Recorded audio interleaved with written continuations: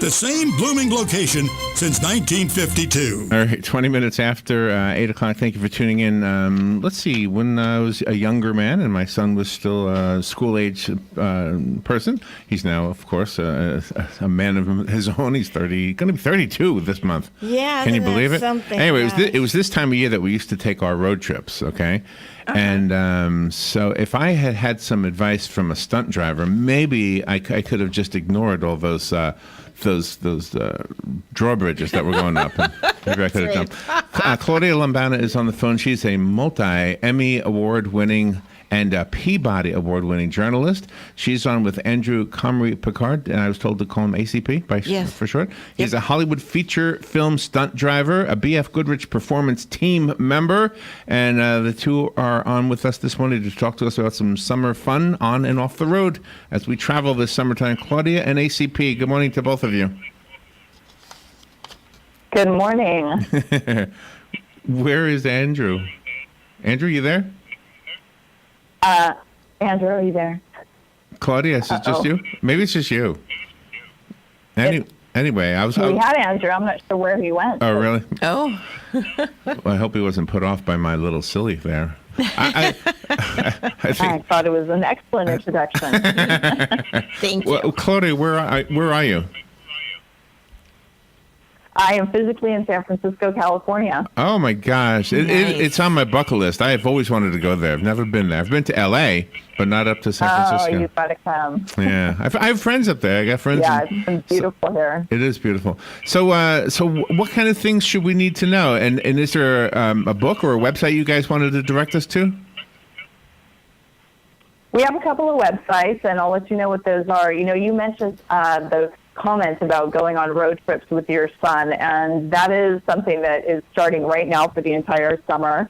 We know that 47 million Americans will travel 50 miles or more from home for the 4th of July holiday that's coming up, and 40% of those folks are going to take road trips. So totally a popular thing to do, but you also have to keep in mind, obviously, traffic and, more importantly, preparing your vehicle for road trips, making sure that you're checking your fluids, your hoses, your windshield wipers, and tires are, of course, a critical part of that. It's just those 4 patches of rubber that are really connecting your car safely to the ground. So really important to make sure you're checking your tires for any kind of wear on the tread, your air, how much air you've got in the tires, and making sure that before you hit the road, those things are all checked off. Yeah, really.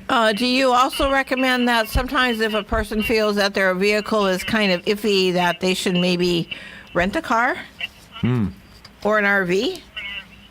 If you have an iffy car, obviously you're taking a risk getting on the road. So renting a car or making sure that your vehicle is serviced and gets a green light or a thumbs up to be on the road is going to be the smartest thing to do, because the last thing you want to do is have a road trip ruined by getting stuck on the side of the road in the middle of nowhere, you know?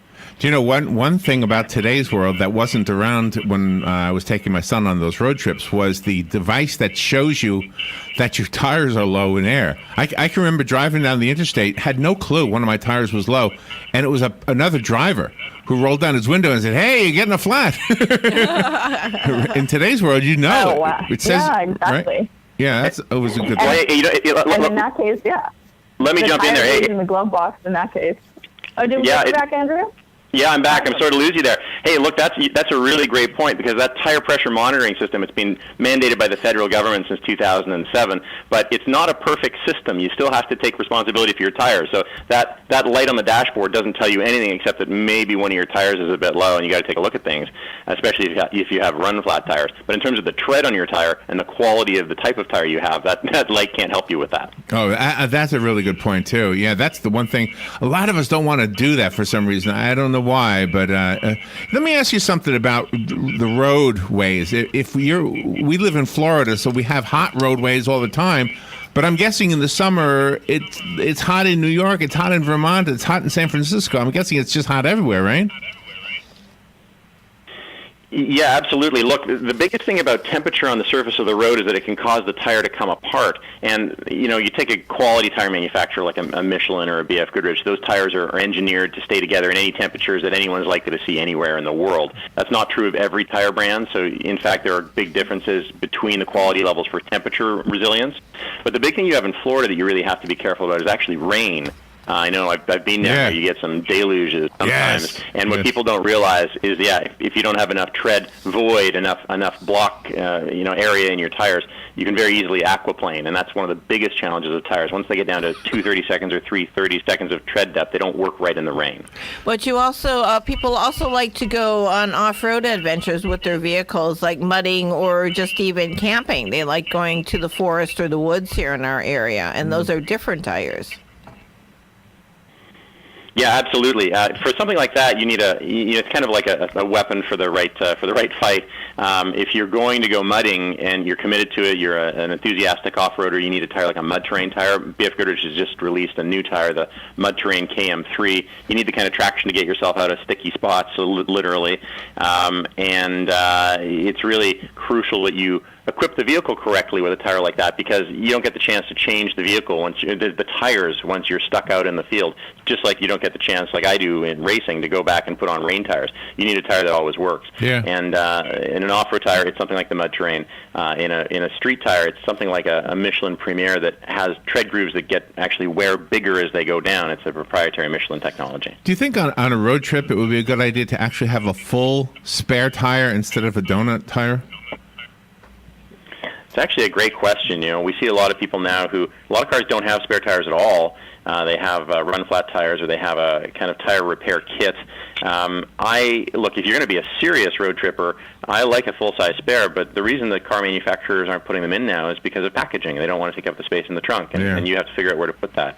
I always recommend, I'm a big fan of AAA, and I'm a big fan of keeping a charged cell phone. They can usually help you out wherever you are, but I personally always have a full-size spare. You're quite right. Yeah. And you also talk about emergency kits for on-the-road travel. Yeah, something that's really important. Obviously, you never know what's going to happen on a road trip. We hope that they all go well, but it's important to be prepared. So having an emergency kit, making sure that you have supplies such as water or food. If you've got kids, you want to make sure you've got food and snacks in the car.